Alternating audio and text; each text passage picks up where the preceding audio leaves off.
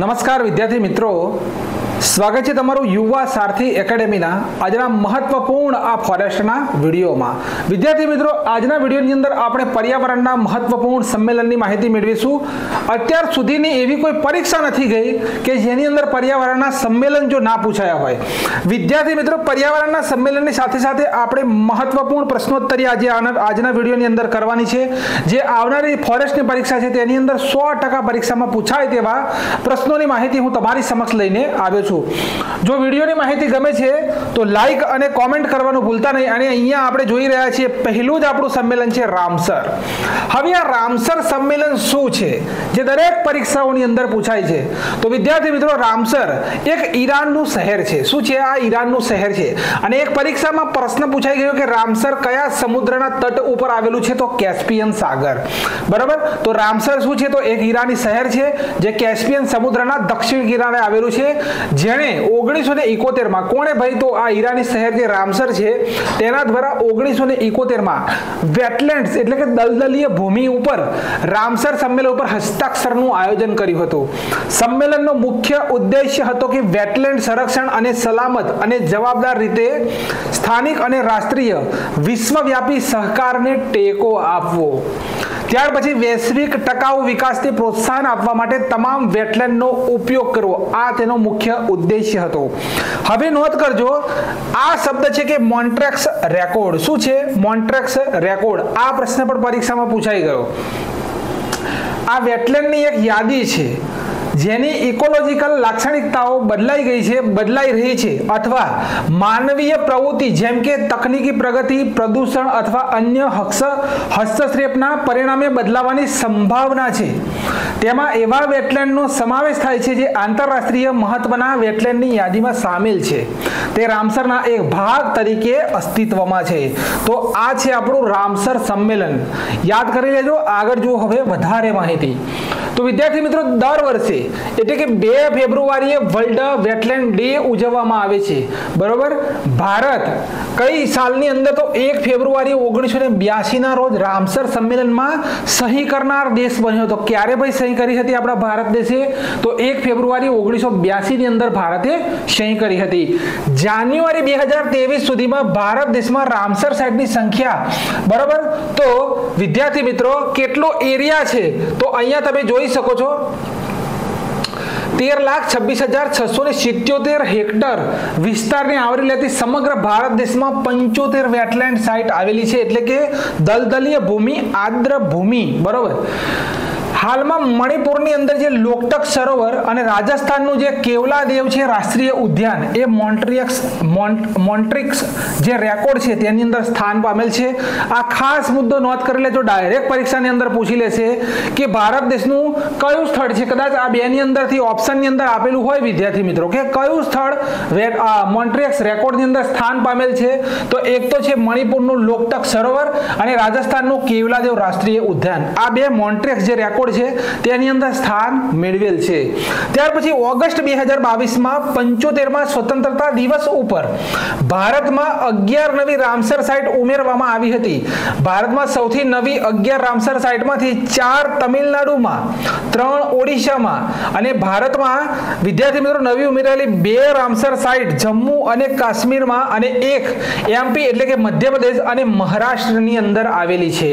બરાબર, તો અહીંયા રામસર સાઇટ આખી મેં ઇન્સ્ટાગ્રામ ઉપર તમામ રામસર સાઇટ વિદ્યાર્થી મિત્રો મૂકેલી છે, માટે અહીંયા મેં ઉલ્લેખ કર્યો નથી। બરોબર, તો આ રામસર સંમેલનને આપણે યાદ કરી લઈએ।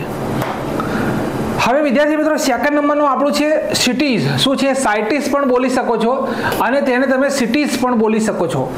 વન્ય પ્રાણી સૃષ્ટિ અને વનસ્પતિની લુપ્તપ્રાય પ્રજાતિમાં આંતરરાષ્ટ્રીય વેપાર ઉપર સંમેલન, જેને કહેવામાં આવે છે સાઇટીઝ અથવા સિટીઝ।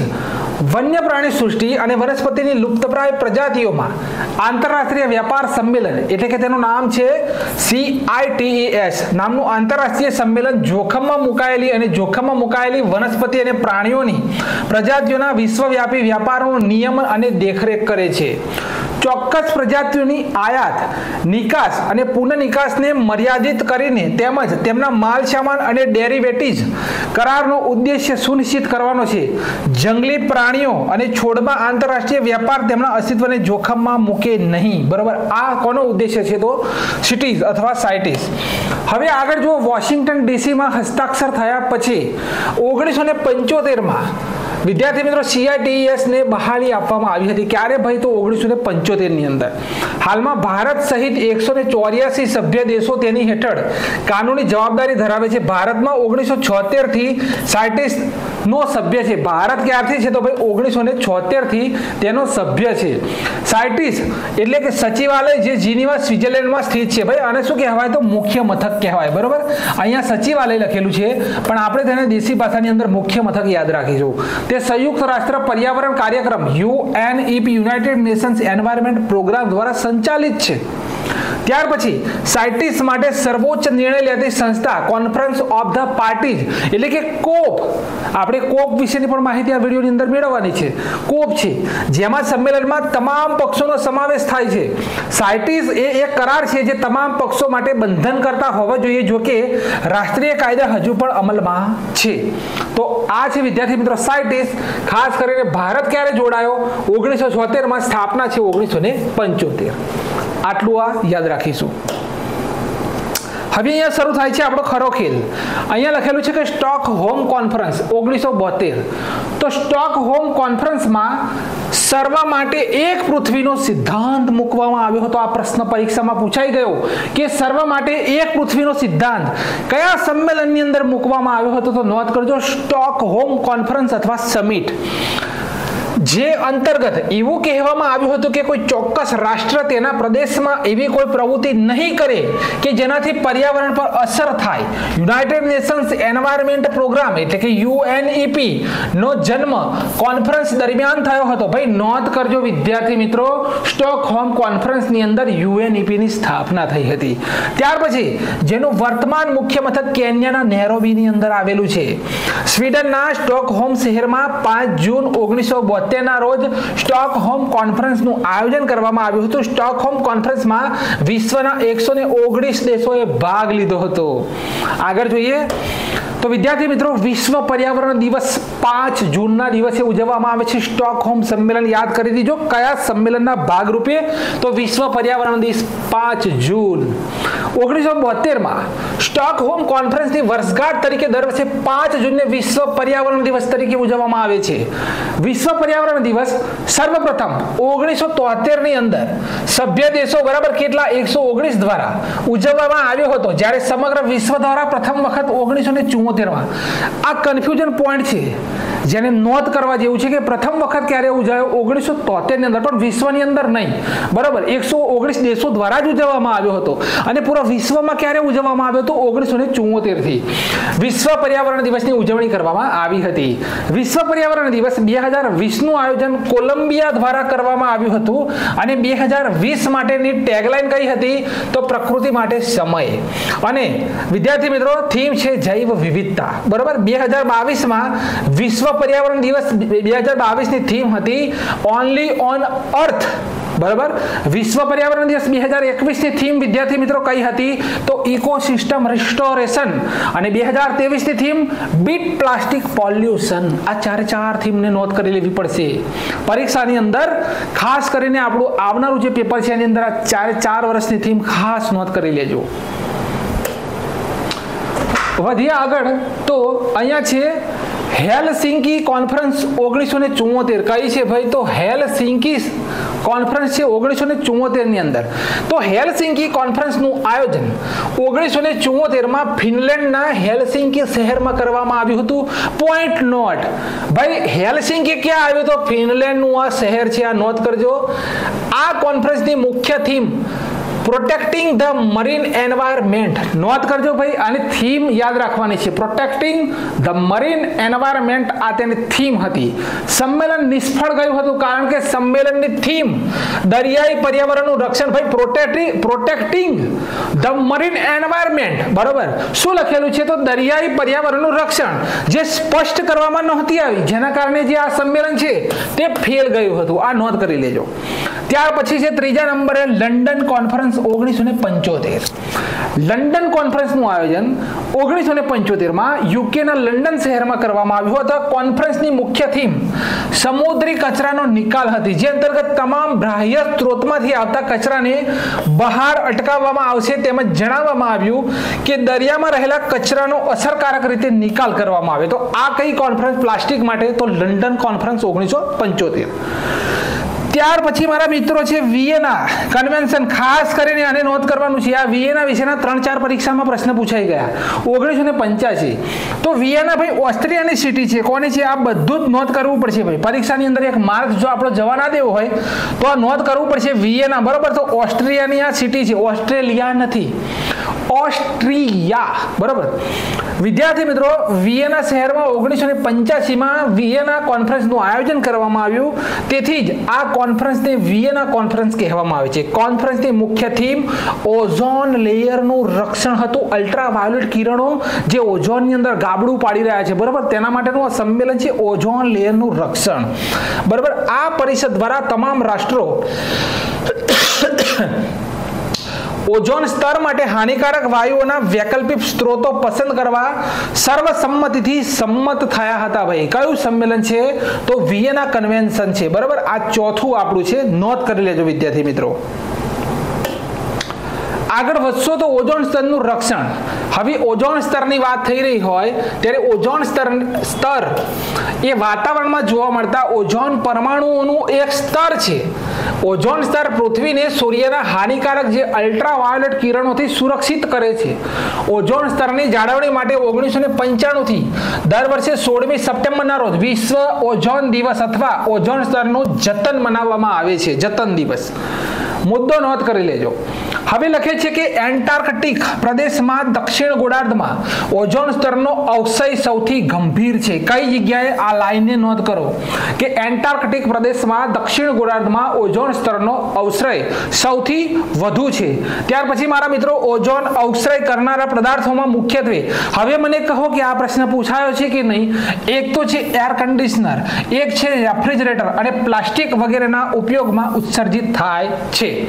ત્યાર પછી ફ્લોરોકાર્બન્સ, બરાબર, CFCs ઓઝોન સ્તરના વિનાશ માટે જવાબદાર છે. ભાઈ પરીક્ષાની અંદર ડાયરેક્ટ મારા વિદ્યાર્થી મિત્રો પૂછી લે કે ઓઝોન સ્તરનું ગાબડું પડવામાં સૌથી મુખ્યત્વે કોનો ફાળો છે? તો આ લાઈન નોંધ કરજો. કયો છે? તો ફ્લોરોકાર્બન્સ એટલે કે CFCs. નોંધ. ત્યાર પછી ઉપરાંત હેલોજન, બરોબર, halogen, methyl chloroform, carbon tetrachloride વગેરે રસાયણો પર ઓઝોનનો નાશ કરવામાં સક્ષમ છે. આ રાસાયણિક પદાર્થોને ઓઝોન અવક્ષય કરનારા પદાર્થો કહેવામાં આવે છે. સૌથી બેસ્ટ મુદ્દો છે આ પરીક્ષાલક્ષી, બરોબર. સૌથી સારામાં સારો મુદ્દો અહીંથી પ્રશ્ન બનશે. ચલો હવે છે પર્યાવરણ સુરક્ષા અધિનિયમ 1986. તો 1986માં ભારત સરકાર દ્વારા પર્યાવરણ સુરક્ષા કાયદો પાસ, આ અધિનિયમ પસાર કરવાની તાકીદ, બરોબર. કારણ કે ભોપાલ ગેસ દુર્ઘટના હતી જે 3 ડિસેમ્બર 1984 ના રોજ બની હતી, જેમાં મિથાઇલ આઇસોસાયનાઇડ ગેસ લીક થયો હતો. નોંધ કરી લેવાનું, આ પ્રશ્ન પૂછાઈ ગયેલો છે કે ભોપાલ ગેસ દુર્ઘટના થઈ, એમાં કયો ગેસ રિલીઝ થયો હતો? તો વિદ્યાર્થી મિત્રો મિથાઇલ આઇસોસાયનાઇડ ગેસ. પર્યાવરણ સંરક્ષણ અધિનિયમ પસાર થવાનું દુર્ગામી કારણ ભારતમાં સ્ટોકહોમ પર્યાવરણીય નિયમોનું અમલીકરણ હતું. આ નિયમ પસાર કરવો પડે તેવો જ હતો. કેમ કે ભારત તેનું સભ્ય બન્યું હતું. તો ભારતમાં સ્ટોકહોમ પર્યાવરણીય નિયમોનું અમલીકરણ જરૂરી છે. આ કાયદા હેઠળ એવી જોગવાઈ કરવામાં આવી કે ભારતમાં ઉદ્યોગ, ફેક્ટરી અથવા કોઈ પણ પ્રકારનો વ્યવસાય કરવા માટે ભારત સરકાર પાસેથી પરવાનગી મેળવવી પડશે. આ સિવાય ભારત સરકાર દ્વારા દર વર્ષે પર્યાવરણની સુરક્ષા માટે યોજનાઓ બનાવવામાં આવે છે અને તેનો અસરકારક અમલ પણ કરવામાં આવશે અને કરશે. તો આ છે પર્યાવરણ સુરક્ષા અધિનિયમ 1986. હવે આ ખાસ મુદ્દો, સૌથી બેસ્ટ મોન્ટ્રીયલ પ્રોટોકોલ 1987. કયો છે ભાઈ? તો મોન્ટ્રીયલ પ્રોટોકોલ 1987. તો કેનેડાની સિટી છે આ સિટી ખાસ નોંધ કરવાની, મોન્ટ્રીયલ. માટે જ તેનું નામ પડ્યું છે મોન્ટ્રીયલ પ્રોટોકોલ. તો મોન્ટ્રીયલ શહેરમાં 1987માં આ કોન્ફરન્સનું આયોજન કરવામાં આવ્યું. મોન્ટ્રીયલ પ્રોટોકોલનો મુદ્દો અથવા વિષય પણ વિયેના કોન્ફરન્સમાંથી ઓઝોન સ્તરનું રક્ષણ કરવામાં રાખવામાં આવ્યો હતો. ત્યાર પછી આ પરિષદ દ્વારા તમામ રાષ્ટ્રો ઓઝોન સ્તરના વિઘટન માટે જવાબદાર એવા વાયુઓ ઉપર કાપ મૂકવા માટે સંમત થયા હતા. બરાબર, તો આ છે મોન્ટ્રીયલ પ્રોટોકોલ. હવે છે ટોરન્ટો કોન્ફરન્સ 6 નંબરે 1988. તો આ કોન્ફરન્સનું આયોજન 1988માં કેનેડાના ટોરન્ટોમાં કરવામાં આવ્યું હતું. આ પરિષદનો મુખ્ય વિષય કાર્બન ડાયોક્સાઇડ CO2 જે ગ્રીન હાઉસ વાયુઓ હેઠળ આવતો ગેસ હતો. આ પરિષદમાં તમામ રાષ્ટ્રોએ સમાન રીતે ભાગ લીધો ન હતો, તેથી આ પરિષદ નિષ્ફળ ગઈ. તો આ બીજા નંબરની પરિષદ હતી જે નિષ્ફળ ગઈ હતી. ત્યાર પછી વિદ્યાર્થી મિત્રો રિયો ડી જાનેરો બ્રાઝિલ પૃથ્વી સંમેલન, તો અર્થ કોન્ફરન્સ એટલે કે રિયો કોન્ફરન્સ 1992. તો આ કોન્ફરન્સનું આયોજન 1992માં બ્રાઝિલની તાત્કાલિક રાજધાની રિયોમાં કરવામાં આવ્યું હતું. આ કોન્ફરન્સને રિયો કોન્ફરન્સ તરીકે ઓળખવામાં આવે છે. તેમાં 178 દેશોના પ્રતિનિધિઓ હાજર રહ્યા હતા. હજારો સ્વૈચ્છિક સંસ્થાઓ અને બહુરાષ્ટ્રીય કોર્પોરેશનોએ ભાગ લીધો હતો. આ પરિષદમાં વિશ્વની રાજનીતિમાં પર્યાવરણને નક્કર સ્વરૂપ મળ્યું હતું. આ કોન્ફરન્સની મુખ્ય થીમ 21મી સદી માટે મહત્વપૂર્ણ પર્યાવરણીય નિયમોનો દસ્તાવેજ તૈયાર કરવાનો હતો, જેને એજન્ડા 21 તરીકે ઓળખવામાં આવે છે. ખાસ નોંધ કરી લેવાનું છે ભાઈ, બરાબર, ખાસ નોંધ કરવાનું છે આ એજન્ડા 21. અહીંયા આગળ એક પ્રશ્ન પણ હું લઈને આવ્યો છું એજન્ડા 21 ઉપર, પરીક્ષામાં પૂછાયેલો. તો વિદ્યાર્થી મિત્રો આ કોન્ફરન્સની મુખ્ય થીમ કઈ છે નોંધ કરજો. જે 21મી સદી માટે મહત્વપૂર્ણ પર્યાવરણીય નિયમોનો દસ્તાવેજ તૈયાર કરવાનો હતો, જ્યારે એજન્ડા 21 કયું સંમેલન છે ભાઈ? તો અર્થ કોન્ફરન્સ. નોંધ કરજો. હવે મેઇન મુદ્દા ઉપર આવીએ. એજન્ડા 21 શું છે? તો કાર્યસૂચિ 21 સંયુક્ત રાષ્ટ્ર સરકારો અને મુખ્ય જૂથો દ્વારા દરેક પ્રદેશ તે પર્યાવરણ પર માનવીની અસર આધારે વૈશ્વિક, રાષ્ટ્રીય અને સ્થાનિક સ્તરે 21મી સદી માટે એક વ્યાપક યોજના ધરાવે છે. આ દ્વારા તમામ રાષ્ટ્રોને કુદરતી સંતુલન જાળવવા, પર્યાવરણીય પ્રદૂષણને રોકવા, ટકાઉ વિકાસનો માર્ગ અપનાવવા અનુરોધ કરવામાં આવ્યો. એજન્ડા 21 ના મુખ્ય મુદ્દા નીચે મુજબ હતા. એક તો ઉર્જાનો ઉપયોગ વધુ કાર્યક્ષમ રીતે થવો જોઈએ, ખેડૂતોને પર્યાવરણની માહિતી આપવી જોઈએ, પ્રદૂષણ ફેલાવનારા ઉપર ભારે દંડ થવો જોઈએ, પર્યાવરણ અને વિકાસ વચ્ચેના સંબંધોના મુદ્દાઓને સમજાવવા માટે સ્થાનિક, રાષ્ટ્રીય, પ્રાદેશિક અને આંતરરાષ્ટ્રીય સ્તરે કરારોના અમલીકરણ માટે દેખરેખ રાખવા અહેવાલ આપવા. UNCED એટલે કે United Nations conference on Environment and development એને કહેવામાં આવે છે UNCED ની અસરકારક ફોલોઅપ સુનિશ્ચિત કરવા માટે ડિસેમ્બર 1992માં commission for sustainable development CSD ની રચના કરવામાં આવી.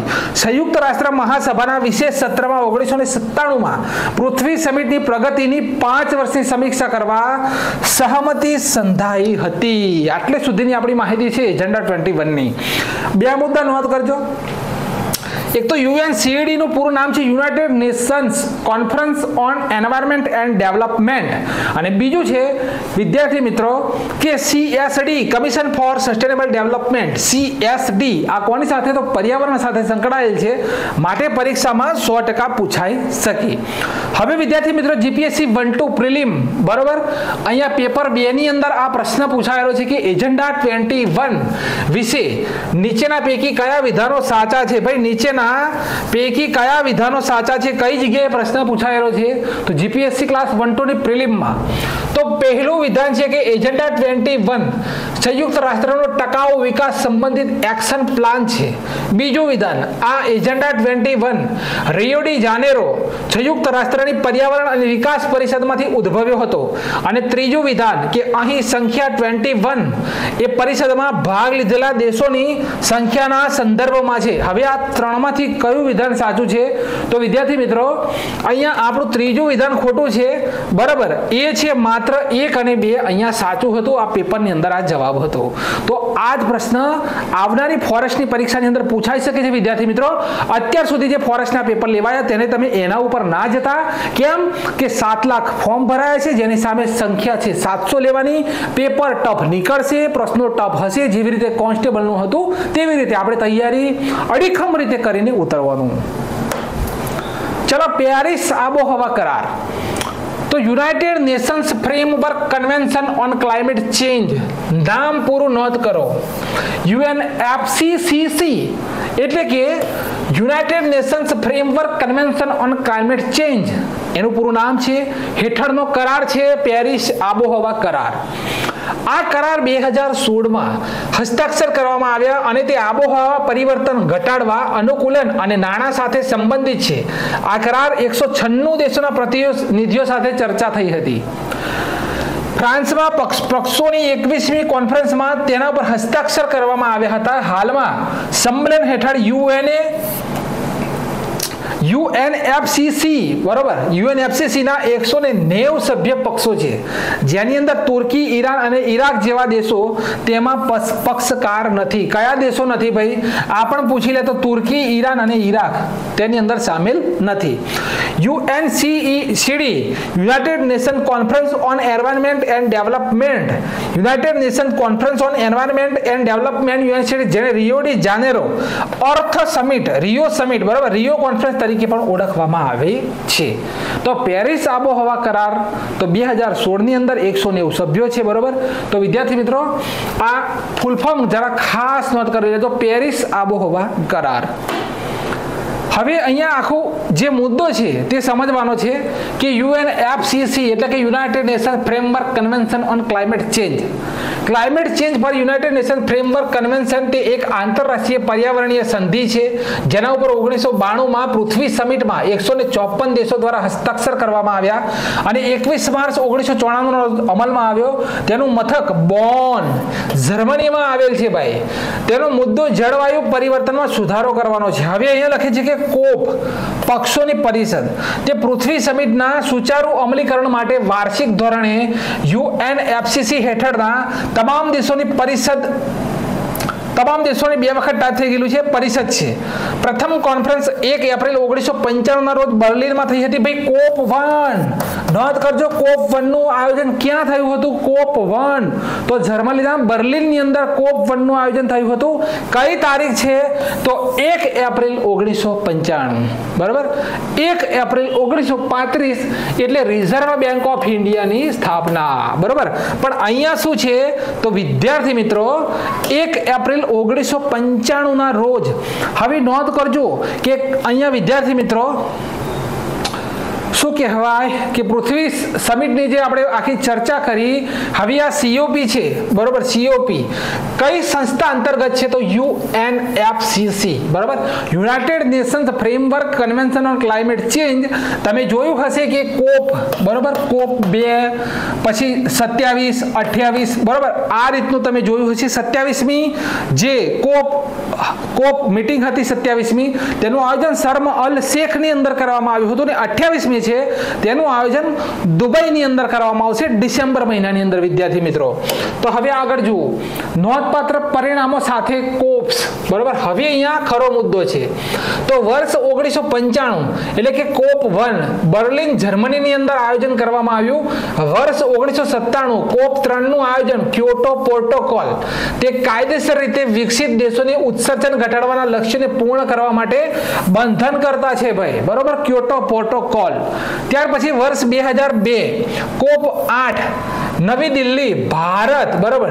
ઘોષણા સૌથી ગરીબ દેશોની વિકાસ જરૂરિયાતો અને આબોહવા પરિવર્તનને ઘટાડવા માટે ટેકનોલોજી ટ્રાન્સફરની જરૂરિયાત પર ધ્યાન કેન્દ્રિત કરવામાં આવ્યું બરાબર. નોંધ કરજો 2002 ની અંદર આપણા દિલ્હીની અંદર. ત્યાર પછી વર્ષ 2007 કોપ 13 તો બાલી ઇન્ડોનેશિયાની અંદર આયોજિત થયું હતું. પક્ષો બાલી રોડમેપ અને બાલી એક્શન પ્લાન સંમત થયા, જેણે 2012 પછીના પરિણામો તરફ ગતિ પ્રદાન કરી. યોજનામાં 5 મુખ્ય શ્રેણીનો સમાવેશ થાય: વહેંચાયેલ દ્રષ્ટિ, સમન, અનુકૂલન, ટેકનોલોજી અને ધિરાણ બરોબર. આ છે 2007. હવે આગળ જુઓ તો વિદ્યાર્થી મિત્રો વર્ષ 2010 કોપ 16 તો કાન્કુન ની અંદર આયોજન કરવામાં આવ્યું હતું. કાન્કુન કરારોના પરિણામે વિકાસશીલ દેશોની આબોહવા પરિવર્તનનો સામનો કરવામાં મદદ કરવા માટે સરકારો દ્વારા એક વ્યાપક પેકેજ રજૂ કરવામાં આવ્યો.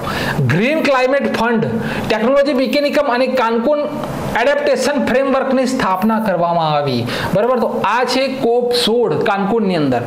2011 ની અંદર વિદ્યાર્થી મિત્રો ડર્બનની અંદર આયોજિત કરવામાં આવ્યું હતું. સરકારોએ 2020 થી 2015 સુધીના સમયગાળા માટે નવા સાર્વત્રિક આબોહવા પરિવર્તન કરાર માટે પ્રતિબદ્ધ છે 2015 પેરિસ કરારના પરિણામે, બરાબર. આ છે ડર્બન. હવે છે વર્ષ 2015 તો કોપ 21 કઈ જગ્યાએ? પેરિસ. તો ગ્લોબલ વોર્મિંગને પૂર્વ ઔદ્યોગિક સમય કરતા 2.0 અંશ સેન્ટીગ્રેડ થી નીચે સારી રીતે રાખવા અને વધુ મર્યાદાઓ 1.5 અંશ સેન્ટીગ્રેડ સુધી અનુસરવા માટે સમૃદ્ધ દેશોએ 2020 પછી 100 બિલિયન, બરાબર, ની વાર્ષિક ભંડોળ પ્રતિબદ્ધતા જાળવી રાખવાની જરૂર છે. આ કઈ જગ્યાએ? તો કોપ 21 પેરિસની અંદર. હું જે બોલી રહ્યો છું નોંધ કરજો. કોપ 16 તો વિદ્યાર્થી મિત્રો 2010 કાનકુન, કોપ 17 તો 2011 ડર્બન, કોપ 21 તો 2015 પેરિસ. હવે આગળ જઈએ. હવે જો વર્ષ 2016 ની અંદર કોપ 22 મરાકેશની અંદર આયોજન કરવામાં આવ્યું. પેરિસ કરાર માટે રૂલ બુક લખવા તરફ આગળ વધી રહ્યા છીએ. ક્લાઇમેટ એક્શન માટે મરાકેશ ભાગીદારી શરૂ કરવામાં આવી. આ છે વિદ્યાર્થી મિત્રો કોપ 22. હવે 2017માં કોપ 23 બોન જર્મનીની અંદર 2020 થી કરાર કેવી રીતે કાર્ય કરશે તે અંગે દેશોએ વાટાઘાટો કરવાનું શરૂ કર્યું. ડોનાલ્ડ ટ્રમ્પ જે હતા અમેરિકાના રાષ્ટ્રપતિ, આ વર્ષની શરૂઆતમાં પેરિસ સમજૂતીમાંથી ખસી જવાનો કાયદો જાહેર કર્યો હતો. એક નાના ટાપુ વિકાસશીલ રાજ્ય દ્વારા આયોજિત થનારી તે પ્રથમ કોપ હતી જેમાં ફિજીનું પ્રમુખ પદ હતું. કોનું? તો ઓસ્ટ્રેલિયાની અંદર ફિજી આવેલું છે ભાઈ, બરોબર. તેનું ભાઈ શું હતું? પ્રમુખ પદ હતું. તો 2017 કોપ 23 બોન જર્મનીની અંદર. વર્ષ 2018 ની અંદર કોપ 24 કેટોવિસ પોલેન્ડની અંદર આયોજિત થઈ હતી, જેમાં 2015ના પેરિસ કરારને લાગુ કરવા માટે એક નિયમ પુસ્તકને અંતિમ સ્વરૂપ આપવામાં આવ્યું. આ માર્ગદર્શિકામાં climate finance facility, nationally determined contributions NDCS, ફરીથી એકવાર બોલી જાઉં છું આખું વાક્ય કે વિદ્યાર્થી મિત્રો ફાઇનાન્સ ફેસિલિટી અને નેશનલી ડિટરમાઇન્ડ કોન્ટ્રીબ્યુશન્સ NDCS અનુસાર લેવામાં આવનાર પગલાઓનો સમાવેશ કરવામાં આવ્યો. તો કોપ 24 તો પોલેન્ડ. 2019માં કોપ 25નું આયોજન કઈ જગ્યાએ હતું? તો મેડ્રિડ સ્પેનની અંદર. તે મેડ્રિડ સ્પેનમાં આયોજન કરવામાં આવ્યું. આ સમય દરમિયાન વધતી જતી આબોહવાની તાકીદને સંબોધવા માટે નક્કર યોજનાઓ ન હતી. કયું? તો મેડ્રિડ સ્પેન. આગળ છે કોપ 26. તો અહીંયા વિદ્યાર્થી મિત્રો આપણા પ્રધાનમંત્રી શ્રી નરેન્દ્રભાઈ મોદીએ લાઈફ નામની યોજના શરૂ કરી હતી. કઈ જગ્યાએ? તો કોપ 26 ની અંદર. માટે આ પ્રશ્ન મહત્વનો. તો યુકેના ગ્લાસગો શહેરમાં કોપ 26 આબોહવા પરિષદ પક્ષોની 26મી વાર્ષિક બેઠક હતી. વિશ્વના 40 થી વધુ દેશોએ 2050 સુધીમાં કોલસાનો ઉપયોગ બંધ કરવાનું વચન આપ્યું. તે જ સમયે બાકીના 100 દેશોએ 2030 સુધીમાં વન નાબૂદી રોકવા અને વન વૃક્ષો વાવવાનું વચન આપ્યું. દરમિયાન યુએસ અને યુરોપિયન યુનિયને મિથેન ઉત્સર્જન ઘટાડવા માટે ભાગીદારીની જાહેરાત કરી. હવે કોપ 26 ની થીમ શું હતી? તો જે નવેમ્બરમાં ગ્લાસગોમાં આયોજિત કોપ 26માં પીએમ એટલે કે આપણા ભારત દેશના પ્રધાનમંત્રી શ્રી નરેન્દ્રભાઈ મોદીએ લાઈવ શબ્દનો પ્રસ્તાવ મૂક્યો હતો. ભાઈ લાઈવ શબ્દ કઈ જગ્યાએ? તો કોપ 26 ગ્લાસગોની અંદર, બરોબર. હવે આગળ જોજો મારા મિત્રો. તો વડાપ્રધાન નરેન્દ્ર મોદી દ્વારા શરૂ કરવામાં આવેલી વૈશ્વિક પહેલ લાઈફસ્ટાઈલ ફોર ધ એન્વાયરમેન્ટ, બરોબર. આ લાઈફનું પૂરું નામ નોંધ કરી દેજો. આ મારું લેક્ચર જરા હાઈ સ્પીડ છે, બરોબર. લાઈફ તો લાઈફસ્ટાઈલ ફોર ધ એન્વાયરમેન્ટ, બરાબર. આ તેનું પૂરું નામ છે. હવે વિદ્યાર્થી મિત્રો કોપ 27 ઇજિપ્તના શર્મ અલ શેખમાં યોજાઈ, બરોબર. નવેમ્બરમાં ગ્લાસગોમાં આયોજિત કોપ 26ના સત્ર દરમિયાન પીએમ નરેન્દ્રભાઈ મોદીએ લાઈફ શબ્દનો પ્રસ્તાવ મૂક્યો હતો. મોદીએ ગયા વર્ષે નવેમ્બરમાં ગ્લાસગોમાં ક્લાઇમેટ ચેન્જ ઉપર 26માં યુનાઇટેડ નેશન્સ ફ્રેમવર્ક કન્વેન્શનમાં લાઈફનો પ્રસ્તાવ મૂક્યો. આ પછી તેમણે 5 જૂને પર્યાવરણ માટે જીવન શૈલી રજૂ કરી, બરોબર. 5 જૂને પર્યાવરણ દિવસ માટે પર્યાવરણ માટે જીવન શૈલી રજૂ કરી. મંત્રાલયે કહ્યું કે જીવનશૈલી જીવે જે આપણા ગ્રહ સાથે સુસંગત હોય અને તેને નુકસાન ન પહોંચાડે, આવી જીવનશૈલી જીવતા લોકોને પ્રો પ્લેનેટ પીપલ કહેવામાં આવે છે, બરાબર. વિદ્યાર્થી મિત્રો સૌથી બેસ્ટ મુદ્દો નોંધ કરજો. આ પ્રો પ્લેનેટ પીપલ કોને કહેવામાં આવે છે? તો કેવા લોકોને કે એવી જીવનશૈલી જે જીવતા હોય કે આપણો જે ગ્રહ છે, જે પૃથ્વી છે, તેને સુસંગત હોય, તેને કોઈ નુકસાન ના પહોંચે, આવી જીવનશૈલી જે જીવતા હોય તેવા લોકોને પ્રો પ્લેનેટ પીપલ કહેવામાં આવે છે. કોપ 28 નું આયોજન હજુ થયું નથી. ડિસેમ્બરની અંદર, ક્યારે ભાઈ? ડિસેમ્બર, બરોબર, લખી દેજો. ડિસેમ્બર 2023 ની અંદર તેનું આયોજન ક્યાં થશે? તો દુબઈની અંદર આયોજન કરવામાં આવશે. કોપ 28, બરોબર, કોપ 28 નું આયોજન થશે દુબઈની અંદર. હવે વિદ્યાર્થી મિત્રો, 8મું છે ન્યુયોર્ક કોન્ફરન્સ 1997. આ કોન્ફરન્સનું આયોજન 1997 માં New York city, Washington state, USA માં કરવામાં આવ્યું હતું. કોન્ફરન્સની મુખ્ય થીમ મેકિંગ એજન્ડા 21. નોંધ કરજો, ખાસ મુદ્દો ભાઈ, ન્યુયોર્ક કોન્ફરન્સ 1997, બરોબર, તેની થીમ ખાસ નોંધ કરવાનું, મેકિંગ એજન્ડા 21 અસરકારક હતી. આ નોંધ કરી લો, બરોબર. હવે વિદ્યાર્થી મિત્રો,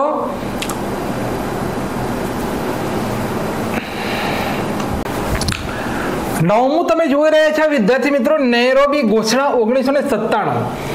આ કોન્ફરન્સનું આયોજન 1997 માં કેન્યાના નૈરોબી શહેરમાં કરવામાં આવ્યું હતું. માટે કહેવાય છે નૈરોબી ઘોષણા. નૈરોબી ઘોષણા અત્યાર સુધી હસ્તાક્ષર કરાયેલ તમામ આંતરરાષ્ટ્રીય સંધિઓને અસર કરવા માટે કરવામાં આવી હતી. આ સમિટ છે નૈરોબી ઘોષણા. ત્યાર પછી 10મું છે ક્યોટો પ્રોટોકોલ 1997. આ ખાસ મારા વિદ્યાર્થી મિત્રો, આ જે ક્યોટો પ્રોટોકોલ છે તેને ખાસ નોંધ કરવાનો છે. કેમ કે પરીક્ષામાં પૂછાઈ ગયું. આ કોન્ફરન્સનું આયોજન 1997 માં જાપાનના ક્યોટો શહેરમાં કરવામાં આવ્યું હતું. ક્યોટો પ્રોટોકોલની મુખ્ય થીમ ગ્રીન હાઉસ વાયુઓ હેઠળ કાર્બન ડાયોક્સાઇડ હતી. આ કોન્ફરન્સમાં તમામ રાષ્ટ્રો સર્વસંમતિથી કાર્બન ડાયોક્સાઇડ ઘટાડવા માટે સંમત થયા હતા. હવે પરીક્ષામાં ડાયરેક્ટ પૂછી લે કે કયા સંમેલનની અંદર કાર્બન ડાયોક્સાઇડ ઘટાડવા માટે તમામ દેશો સંમત થયા હતા? તો જાપાન, ક્યોટો પ્રોટોકોલ 1997. 11મો પ્રશ્ન છે કે સિએટલ કન્વેન્શન 1999. તો મારા વિદ્યાર્થી મિત્રો, આ કોન્ફરન્સનું આયોજન 1999 માં અમેરિકાના વોશિંગ્ટન સ્ટેટ છે, જેનું નામ છે સિએટલ શહેરની અંદર કરવામાં આવ્યું હતું. કોન્ફરન્સની મુખ્ય થીમ પર્યાવરણના દાયરામાં વિશ્વ વેપાર લાવવો. ભાઈ, પર્યાવરણને કોઈ પણ જાતનું નુકસાન થાય નહીં એ રીતે તેના દાયરાની અંદર વિશ્વ વ્યાપારને લાવવો. આ થીમ કયા સંમેલનની હતી? તો સિએટલ સંમેલન, અમેરિકાનું એક શહેર છે, બરોબર, અમેરિકાનું વોશિંગ્ટન જે સ્ટેટ છે તેની એક સિટી છે સિએટલ. હવે 12મું છે જોહાનિસબર્ગ, બરોબર, એટલે કે દક્ષિણ આફ્રિકાની આ સિટી છે જોહાનિસબર્ગ, બરોબર. અહીંયા લખેલું છે રિયો +10, બરોબર, 2002. તો મારા મિત્રો, દક્ષિણ આફ્રિકાના જોહાનિસબર્ગ શહેરમાં 2002 માં આ કોન્ફરન્સનું આયોજન કરવામાં આવ્યું. આ કોન્ફરન્સની મુખ્ય થીમ સસ્ટેનેબલ ડેવલપમેન્ટ હતી. ભારત દેશના કેટલા ગોલ છે સસ્ટેનેબલ ડેવલપમેન્ટ? 17. ક્યાં સુધી પૂરા કરવાના? તો 2030 સુધી. ટકાઉ વિકાસ, કુદરતી સંસાધનો, આબોહવા મહત્તમ ઉપયોગ, જેથી તેની ઉપયોગિતા આવનારી પેઢીઓ માટે જળવાઈ રહે, તેને ટકાઉ વિકાસ કહેવામાં આવે છે. જોહાનિસબર્ગ કોન્ફરન્સે વૈશ્વિક ગરીબી નાબૂદી માટે વર્લ્ડ સોલિડેરિટી ફંડની સ્થાપનાની મંજૂરી. નોંધ કરજો ભાઈ, બરોબર, આ ખાસ નોંધ કરજો. વર્લ્ડ સોલિડેરિટી ફંડની સ્થાપના તો જોહાનિસબર્ગ કોન્ફરન્સ, રિયો +10 2002. ત્યાર પછી રિયો +20 લખેલું છે 2012. તો આ કોન્ફરન્સનું આયોજન બ્રાઝિલના રિયો ડી જાનેરો શહેરમાં 2012 માં કરવામાં આવ્યું. આ કોન્ફરન્સનો મુખ્ય વિષય ટકાઉ વિકાસ પર ભાર આપવાનો હતો, જેમાં ખાસ નોંધ કરજો ફ્યુચર વી વોન્ટ. આ શબ્દનો ઉપયોગ તમારે ખાસ નોંધ કરી લેવાનો છે. રિયો +20, બરોબર, +20 2012 ના સંમેલનની અંદર. અને આ જગ્યા ઉપર કહેવામાં આવેલું છે, કોન્સેપ્ટ આપવામાં આવેલો, થીમ આપવામાં આવી હતી ફ્યુચર વી વોન્ટ. આ નોંધ કરી લેજો મિત્રો, આ નોંધ કરી લેજો. ચલો આગળ જઈએ. અહીંયા વિદ્યાર્થી મિત્રો એક સરસ મજાનો ક્વેશ્ચન છે કે સેવ ધ સીડ્સ ચળવળ ક્યાં શરૂ થઈ હતી? ભાઈ, સેવ ધ સીડ્સ, બિયારણને બચાવો. સેવ ધ સીડ્સ એટલે કે બિયારણને બચાવો. આ ચળવળ ક્યાં શરૂ થઈ હતી? તો ઓપ્શન તમે જોઈ શકો છો ને, મારો રાઈટ આન્સર છે હિમાલયની તળેટીની અંદર. વિદ્યાર્થી મિત્રો 1 મિનિટ જરા, 1 મિનિટ.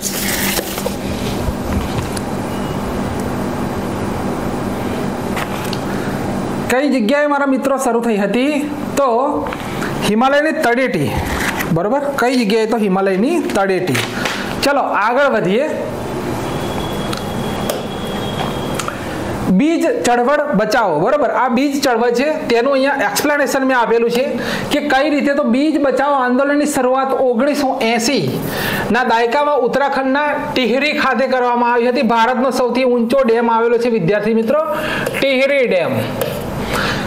પરંપરાગત બિયારણ અને રોકડિયા પાકોના ઓછા ઉપયોગથી આ ચળવળને વેગ મળ્યો. હરિયાળી ક્રાંતિના વિરોધમાં આંદોલન શરૂ કરવામાં આવ્યું. ચળવળે બિયારણ રોકડિયા પાકોની હાઇબ્રિડ જાતોના ઉપયોગને નિરુત્સાહિત કર્યો. તે વિજય જરધારીના નેતૃત્વ હેઠળ પ્રખ્યાત બન્યું. ભાઈ, બીજ બચાવો અભિયાન કોના નેતૃત્વમાં કરવામાં આવ્યું? તો વિજય જરધારી, નામ નોંધ કરી લેજો. હરિયાળી ક્રાંતિ 1960 એ કુદરતી રીતે ઉગાડેલા બીજનો ઉપયોગ ઘટાડ્યો. ઘણી પરંપરાગત જાતો લુપ્ત થઈ. પરંપરાગત પાકની જાતોની સરખામણીમાં હાઇબ્રિડ જાતોને મોટા પ્રમાણમાં પાણી અને ખાતરોની જરૂર પડે છે. અને અહીંયા આ વાત થઈ રહી છે બીજ બચાવો ચળવળ ઉત્તરાખંડ. ચલો બીજું, ભીના પાનખર જંગલને લગતા નીચેના વિધાનોને ધ્યાનમાં લો. ભાઈ, ભીના પાનખર જંગલની વાત થઈ રહી છે. તો આ પ્રકારના જંગલ વિસ્તાર ભારતના જંગલ વિસ્તારનો લગભગ 70% ભાગ ધરાવે છે અને જેને ચોમાસામાં જંગલ તરીકે ઓળખવામાં આવે છે. બીજું છે કે તે મધ્યપ્રદેશના ઉત્તર પશ્ચિમ ભાગમાં જોવા મળે છે. ભાઈ, કયું વાક્ય સાચું છે? તો મારા વિદ્યાર્થી મિત્રો, આ બંનેમાંથી એકય સાચું નથી, બરાબર, ખોટું. આમાંથી એક પણ સાચું નથી. આવા પ્રશ્ન પણ પેપરમાં આવી શકે છે. આગળ જુઓ. ત્રીજો નંબર કે હિમાલયના જંગલો સંબંધિત નીચેના વિધાનોને ધ્યાનમાં લો. હિમાલયના જંગલની વાત થઈ રહી છે. તો વિષુવવૃત્તીય જંગલો સિવાય ઉષ્ણકટિબંધીય જંગલો અને આલ્પાઇન જંગલોમાં જોવા મળતા લાકડા અહીં જોવા મળે છે. બીજું વિધાન, સાલ, શાક, ચીર, દેવદાર, ઓક, ઓલિવ, ચેસ્ટનટ, કોનિફર, સ્પ્રુસ અને લીર્ચ જેવા વૃક્ષોની મહત્વની પ્રજાતિઓ જોવા મળે છે. પ્રશ્ન જોઈ લો મારા મિત્રો, પ્રશ્ન શાંતિથી કમ્પ્લીટ જોઈ લો. ત્રીજાની અંદર સી જવાબ આવશે, બરોબર. 1 અને 2 બંને, આ બંને વિધાન અહીંયા આપણા સાચા છે, બરોબર, બંને વિધાન. ત્યાર પછી આગળ વધીએ. મેચ કરવાનું છે ભાઈ, બરોબર, મેચ લખે છે વેમનાડ.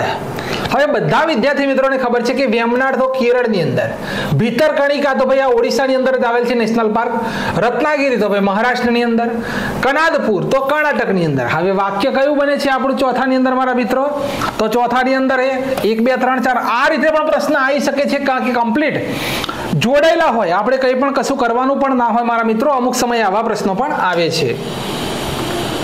ચલો, ભારતમાં વન મહોત્સવ ક્યારે ઉજવવામાં આવે છે? ફટાફટ. High speed revision. તો ભારતમાં વન મહોત્સવ જુલાઈના પ્રથમ સપ્તાહમાં કયા જંગલો માટે કઈ નીતિ ચલાવવામાં આવી? તો રાષ્ટ્રીય વન નીતિ. રાષ્ટ્રીય વન નીતિ, આ કયા શબ્દ કાઢી નાખજો. રાષ્ટ્રીય વન નીતિ ક્યારે શરૂ કરવામાં આવી? તો વિદ્યાર્થી મિત્રો 1952. વન નાબૂદી રોકવા માટે કયું આંદોલન શરૂ કરવામાં આવ્યું હતું? ભાઈ, ચીપકો આંદોલન. ચીપકો બધા જ વૃક્ષોને બાદ ભરી લીધી હતી કે વૃક્ષોને અમે કાપવા નહીં દઈએ, માટે જ તેનું નામ પડ્યું ચીપકો આંદોલન. ચીપકો આંદોલનની શરૂઆત કોણે કરી? તો ભાઈ સુંદરલાલ બહુગુણા.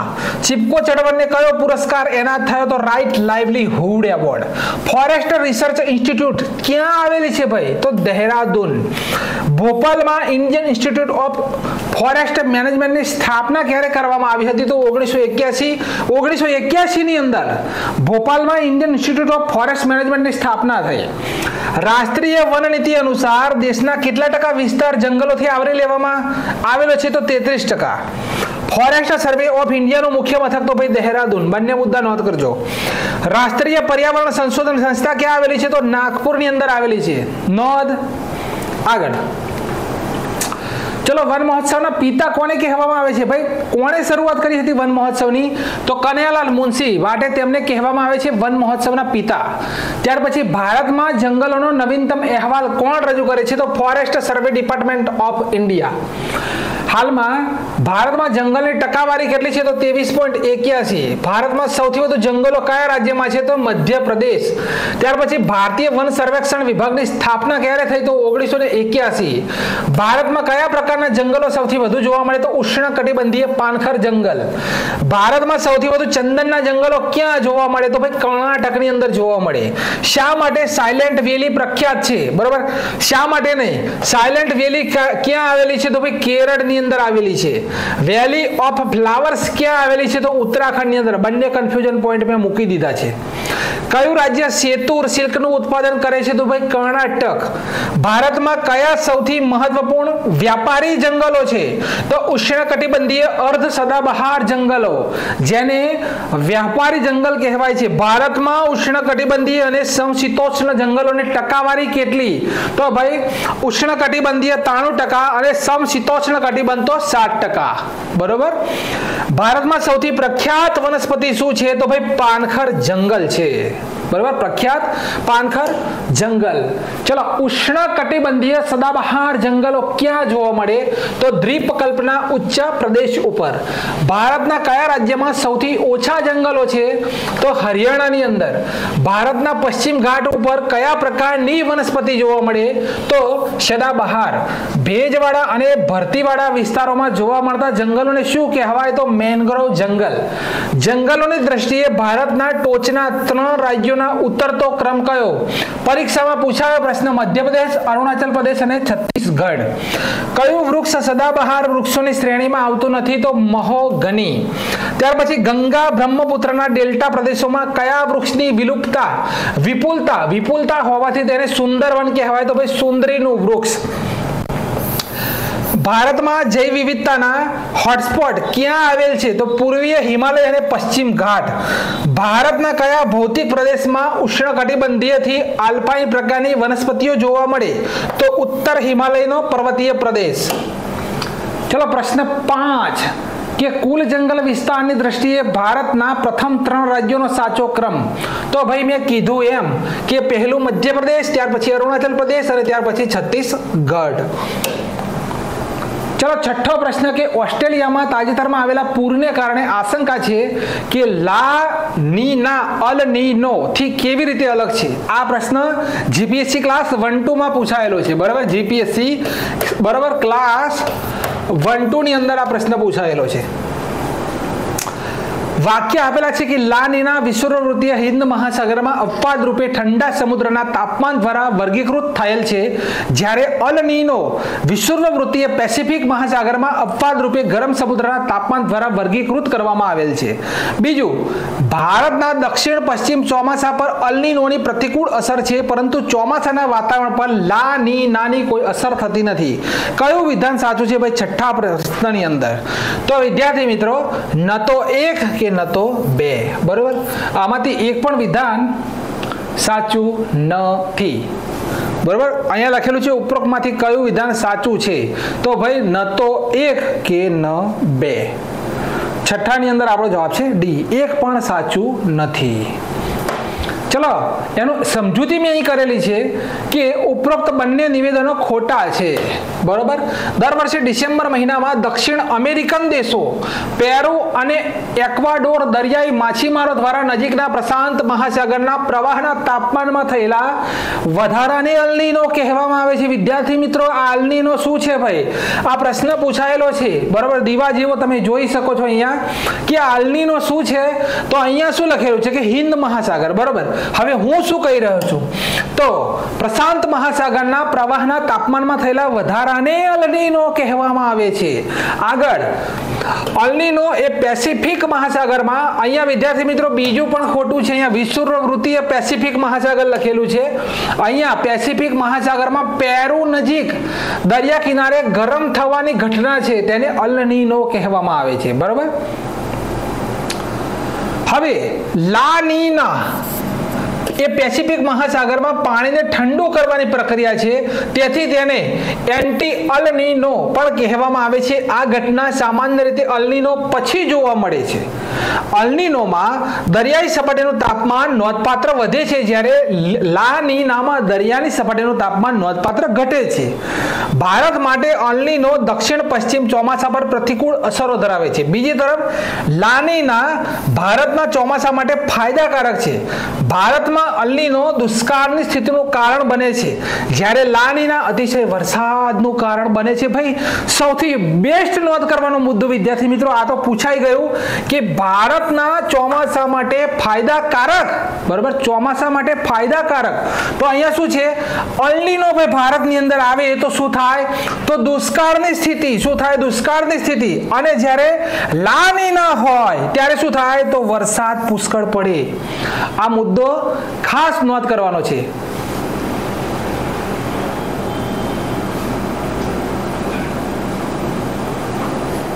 પંદર મિનિટ બાકી. આગળ હવે વિદ્યાર્થી મિત્રો 8મો પ્રશ્ન છે કે નીચેનો મેળ કરો ભાઈ, બરાબર, ગમે તો મેળ કરો. તો અહીંયા લખેલું છે યાદી 1 યાદી 2 ઠંડા મેદાનની આબોહવા. અહીંયા લખેલું છે ઈટી.